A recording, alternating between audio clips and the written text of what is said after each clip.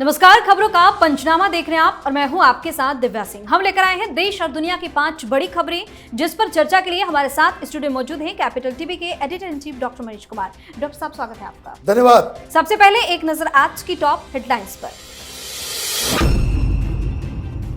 राष्ट्रीय शोक के बीच न्यू ईयर पार्टी करने विदेश गए राहुल गांधी, तो बीजेपी ने बोला हमला। संसद में धक्का मुक्की विवाद पर भी बढ़ी मुश्किलें। दिल्ली में चुनाव से पहले जमकर हो रही सियासत। सीएम आतिशी और संजय सिंह के खिलाफ मानहानि का होगा केस दर्ज। संदीप दीक्षित ने की 10 करोड़ रुपए की मांग।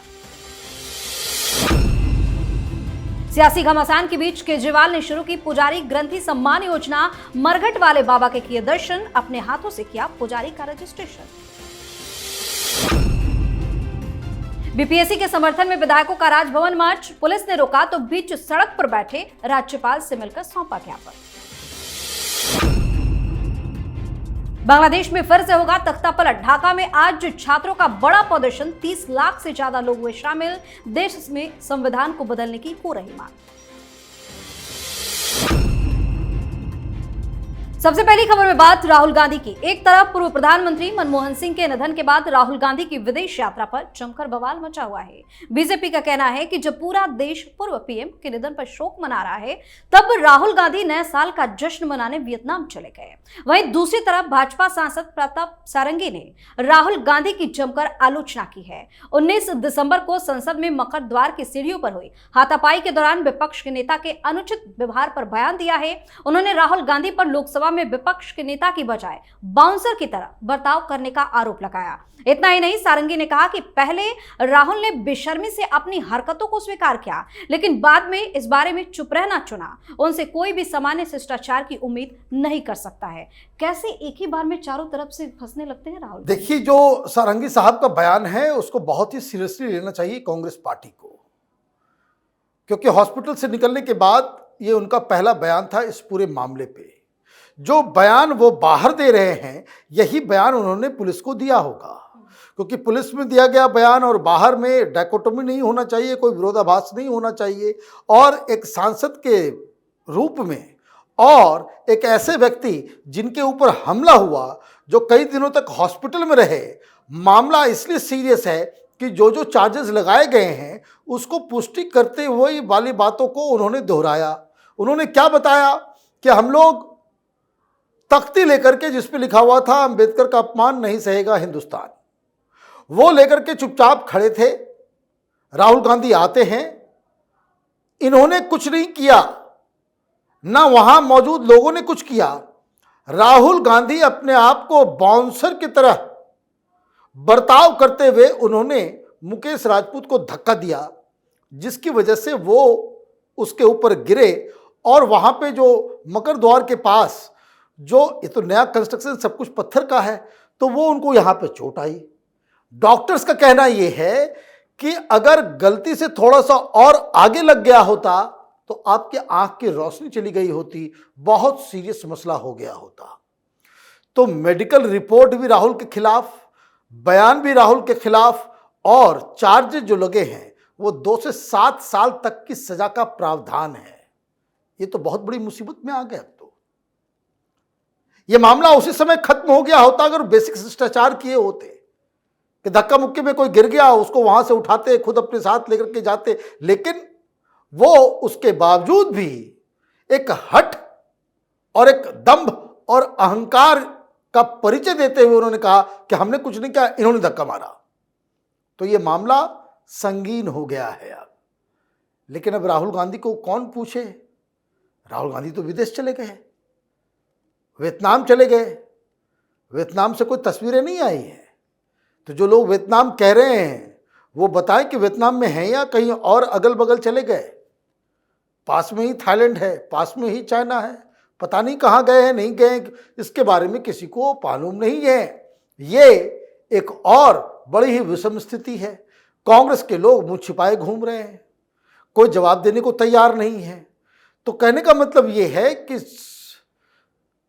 साल के शुरुआत में ही राहुल गांधी कई सारे विवादों में घिर चुके हैं। जी, वहीं कांग्रेस नेता और नई दिल्ली से उम्मीदवार संदीप दीक्षित ने घोषणा की है कि वह दिल्ली के मुख्यमंत्री आतिशी और आप सांसद संजय सिंह के खिलाफ आपराधिक मानहानि का केस दर्ज करेंगे। दीक्षित ने कहा कि यह कदम उनके खिलाफ लगाए गए आरोपों के जवाब में उठाया जा रहा है। संदीप दीक्षित ने कहा कि वह 10 करोड़ रुपए की मांग कर रहे हैं, जिसमें से 5 करोड़ रुपए यमुना की सफाई के लिए और 5 करोड़ रुपए दिल्ली में प्रदूषण की समस्या से निपटने के लिए दान करेंगे। यह उनकी ओर से एक सकारात्मक पहल है जो सामाजिक मुद्दों को ध्यान में रखते हुए की जा रही है। बता दें कि आतिशी ने कहा है कि संदीप दीक्षित ने बीजेपी से फंडिंग की रकम ली है, जिसे दीक्षित ने पूरी तरह से गलत बताया है। क्या लग रहा है कि अब फिर से मुश्किल में आ गई है क्या आतिशी और संजय सिंह? आम आदमी पार्टी से डील करने का यही सबसे बढ़िया तरीका है।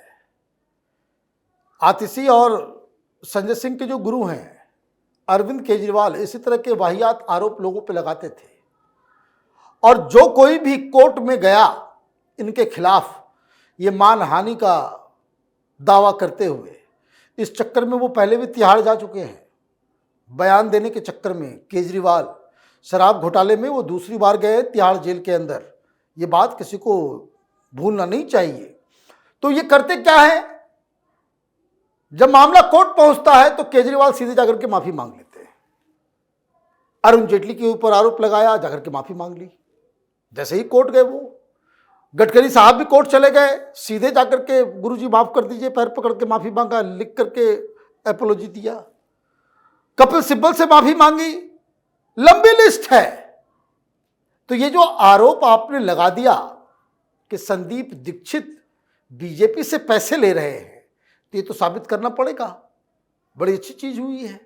संदीप दीक्षित को समय गंवाए बगैर डिफेमेशन का केस डालना चाहिए, और अगर उसके ऊपर तुरंत कार्रवाई होती है तो आप देखिएगा ये आतिशी मार लेना, ये संजय सिंह, ये सब संदीप दीक्षित से माफी मांगेंगे। जी, इस खबर में बात केजरीवाल की। दिल्ली के पूर्व मुख्यमंत्री अरविंद केजरीवाल ने पुजारी ग्रंथि सम्मान योजना की शुरुआत कर दी है। अरविंद केजरीवाल अपनी पत्नी सुनीता केजरीवाल के साथ कश्मीरी गेट स्थित मरघट वाले बाबा मंदिर गए। यहां उन्होंने पुजारी ग्रंथि सम्मान योजना का शुभारंभ किया। इस मौके पर केजरीवाल ने खुद पुजारी का रजिस्ट्रेशन किया। केजरीवाल ने भाजपा पर हमला बोला और कहा कि भाजपा ने रजिस्ट्रेशन रोकने की कोशिश की, लेकिन भक्त को भगवान से मिलने से कोई नहीं रोक सकता। बता दें कि इस योजना के अनुसार दिल्ली में आपकी सरकार पुजारी और ग्रंथियों को 18,000 रुपए सैलरी देने की बात कर रही है। क्या लग रहा है कि ये भी विवाद में आएगा क्या? देखिए, ऑलरेडी विवाद शुरू हो गया है। बड़ा चालाक चतुर आदमी है अरविंद केजरीवाल। कल उन्होंने घोषणा की थी कि वो 11 बजे हनुमान मंदिर कनॉट प्लेस वाला, वहां जाकर के रजिस्ट्रेशन का काम शुरू करेंगे। लेकिन उससे पहले ही कुछ वीडियोस आ गए सोशल मीडिया पे। हनुमान मंदिर के कुछ पुजारी आकर के कहे कि ये झूठा आदमी है। बवाल कट गया। केजरीवाल के खिलाफ वीडियो बनाकर के डालने लग गए पुजारी हनुमान मंदिर के। देखा कि ये विवाद होगा तो वहां नहीं गए, भटक के चले गए आईएसबीटी। आईएसबीटी में जाकर के आप पर्ची भरवा रहे हो, ये रजिस्ट्रेशन नहीं है। ये जो कह रहे हैं कि उन्होंने रुकवा दिया, ये रुकवा के दिखाओ, इसमें कलाबाजी की है इसने। जब महिलाओं से रजिस्ट्रेशन करवाया जा रहा था तो उससे phone number, bank account number, Aadhaar number, OTP, ये सारी चीजें हो रही थी, साथ में कार्ड दिया जा रहा था। और अभी जो इन्होंने रजिस्ट्रेशन शुरू किया तो वो कैमरे में तो साफ दिख रहा है कि वो कोई पर्ची काट रहे हैं, चंदा वाली पर्ची जैसे होती है ना, कि नाम ले लिया, स्थान ले लिया, यहाँ के पुजारी हैं, वो कटवा रहे हैं। अभी कोई आधार कार्ड, कोई इलेक्शन कार्ड, कोई बैंक अकाउंट, ये सारी चीजें नहीं ले रहे वो। आप समझिए कलाबाजी। तो आप अभी नियम के दायरे के तहत, कि एक पॉलिटिकल पार्टी है वो कह रही कि हम देंगे, और उसके लिए आप नाम नोट कर रहे हो तो नाम नोट करो, उसमें कोई इशू नहीं है। लेकिन जहां कहीं आप अगर सेंसिटिव डॉक्यूमेंट्स मांगना शुरू कर देंगे तो फिर यह मामला भी कोर्ट पहुंचेगा, इसके ऊपर भी जांच शुरू हो जाएगी। तो आपने देखा कि कैसे केजरीवाल ने अपनी चाल बदल ली कि रजिस्ट्रेशन हम करवा रहे हैं। अब ये रजिस्ट्रेशन पिछले तरह का हो भी नहीं रहा है। तो आप ये देखिए केजरीवाल की चाल ये है कि एन केन प्रकारेण वो मीडिया में बना रहे हैं और इसलिए अभी पिछले 10-15 दिनों से लगातार कुछ न कुछ योजनाओं की घोषणा कर रहा है, विवाद क्रिएट हो रहा है, बीजेपी वाले, कांग्रेस पार्टी वाले उसमें त्रुटियां निकालते हैं। कुल मिलाकर के केजरीवाल मीडिया में चलता रहता है, यही उसका ध्येय है। जी। और अब बात बिहार की। बीपीएससी परीक्षा को फिर से कराने की मांग को लेकर बिहार में सियासत चरम पर पहुंच गई है। वहीं बीपीएससी अभ्यर्थियों के समर्थन में उतरे भाकपा माले और कांग्रेस ने राजभवन मार्च किया, लेकिन राजभवन पहुंचने से पहले ही पुलिस ने तमाम विधायकों को बीच रास्ते में ही रोक दिया। उधर पुलिस के रोकने के बाद तमाम विधायक सड़क पर बैठकर हंगामा करने लगे। इसके बाद महागठबंधन के विधायकों ने विरोध जताया। देखते ही देखते विधायकों का और पुलिस के बीच झड़प भी होने लगी। बाद में विधायकों के एक प्रतिनिधिमंडल को प्रशासन की टीम राजभवन लेकर गई, जहां राज्यपाल से मिलाया और इन लोगों ने ज्ञापन सौंपा। वहीं बीपीएससी अभ्यर्थियों के प्रतिनिधि मंडल के राज्यपाल और मुख्य सचिव से मिलने के बाद उनमें एक आशा जगी है कि कुछ पॉजिटिव परिणाम सामने आएगा। एक तरफ तो अभ्यर्थी थोड़े शांत लग रहे हैं, लेकिन ये लोग बहुत ज्यादा एक्टिव लग रहे हैं। देखिए, राजनीति हो रही है, बीपीएससी का एग्जाम हुआ है, लोगों को शंका है, लेकिन कोई सबूत नहीं दे रहे हैं कि भाई पेपर लीक हुआ। बाकी चीजें, कहाँ एग्जामिनेशन हुआ, कहाँ विलंब हुआ, कैसे उसका तरीका होगा, ये नुएंसेस हैं, छोटी छोटी चीजें हैं, जिसको लेकर के सरकार को बातचीत करके पहले ही खत्म कर देना चाहिए था। लेकिन सरकार सोती रही तो फिर राजनीतिक गिद्धों को मौका मिल गया। परीक्षार्थियों के भेष में पॉलिटिकल लीडर्स जो है वो घुस गए। छात्रों के आंदोलन में पॉलिटिकल लीडर्स जो है वो पेनिट्रेट कर गए और उसके बाद राजनीति शुरू हो गई। और ये मामला तब बड़ा हो गया जब प्रशांत किशोर उसमें नेतागिरी करने पहुंच गए। अरे भाई, प्रशांत किशोर जी, आपके लिए राजनीति ठीक नहीं है, आप राजनीति के लायक नहीं हो। आप जो काम कर रहे थे, जो दिल्ली में आम आदमी पार्टी को मदद कर रहे हो, वो काम करो, वो ज़्यादा बेहतर है। कोई नेता को ये शोभा नहीं देता कि स्टूडेंट प्रोटेस्ट में आप जाएं, कोई सवाल कर ले तो आप ये कहें कि भाई कंबल तो मांग रहे थे हमसे और नेतागिरी कर रहे हो ज़्यादा तुम। तो ये इस तरह की चीज़ें लोग भड़का रहे हैं। चुनाव वहाँ पे आने वाला है, बिहार में उसकी गर्माहट जो है अभी से देखी जा रही है। लेकिन ये मुद्दा सरकार को जल्द से जल्द सॉल्व कर लेना चाहिए और मुझे उम्मीद है कि ये जो बीपीएससी को लेकर के जो विवाद है, बहुत जल्द इसका कोई समाधान निकल आएगा। जी। आखिरी खबर में बात बांग्लादेश की। क्या फिर से बांग्लादेश में तख्ता पलट होने वाला है? ये सवाल इसलिए क्योंकि बांग्लादेश में सत्ता परिवर्तन के बाद से हिंसा का दौर जारी है। मौजूदा मोहम्मद यूनुस की सरकार भारत विरोधी रुख अपनाए है, लेकिन खुद अब अपने देश में गिरते नजर आ रहे हैं। आज बांग्लादेश की राजधानी में ढाका के शहीद मीनार पर आज छात्रों का बड़ा प्रदर्शन हो रहा है। इस प्रदर्शन में 30 लाख छात्र और अन्य लोगों के शामिल होने का अंदेशा जताया गया है। बता दें कि आरक्षण के मुद्दे पर छात्रों के प्रदर्शन की वजह से ही बांग्लादेश की पूर्व पीएम शेख हसीना को देश छोड़कर भागना पड़ा था। हालांकि इस बार प्रदर्शनकारी छात्रों का नेतृत्व करने वाले स्टूडेंट्स लीडर्स की मांग है कि इस बार देश के संविधान को ही बदल दिया जाए। क्या लग रहा है, फिर से तख्ता पलट होगा क्या बांग्लादेश? देखिए, मैं बार बार शुरू से ही कह रहा हूं कि जब भी इस तरह का बवाल मचता है, सत्ता परिवर्तन होता है, तो जो नई सरकार आती है उसके सामने बहुत सारी चुनौतियां होती हैं। पहली चुनौतियां ये होती है कि जो मूल वजहें हैं, ये सिर्फ रिजर्वेशन का मसला नहीं था। मसला था कि वहाँ पे रोजगार नहीं है, वहाँ पे महंगाई है, वहाँ पे नौकरी नहीं मिल रही, वहाँ पे सिस्टम कोलैप्स कर रहा है।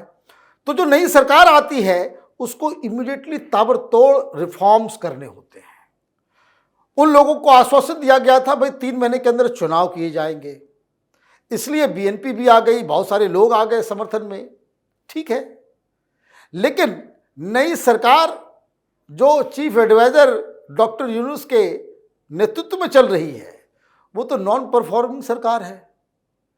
जॉब की स्थिति और ख़राब हो गई, एक्सपोर्ट्स और भी कम हो गए, सरकार के पास पैसे नहीं हैं, एक्सपोर्ट के लिए पैसा नहीं है, इंपोर्ट के लिए पैसा नहीं है। आप पूरी दुनिया में कटोरा लेकर के भीख मांग रहे हो, कहीं से कुछ मिल नहीं रहा है। हिंदुस्तान के खिलाफ आग तो उगल रहे हो, लेकिन फिर भी अंदर खाने में कहते हो ज़रा आलू भिजवा दो, प्याज भिजवा दो, चावल भिजवा दो। और भारत अभी मदद कर रहा है ऑन ह्यूमैनिटेरियन ग्राउंड। लेकिन अब जो ये बवाल मचा है, वो बवाल है नॉन परफॉर्मेंस के खिलाफ।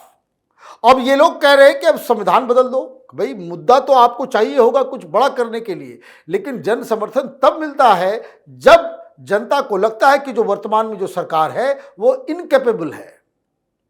जिस दिन यूनुस चीफ एडवाइजर बने उस दिन कैपिटल टीवी पे हम लोगों ने जो वीडियो बनाया था, हमने कहा था कि पेरिस में इनका घर जो है अभी भी उसी तरह से इंटैक्ट है।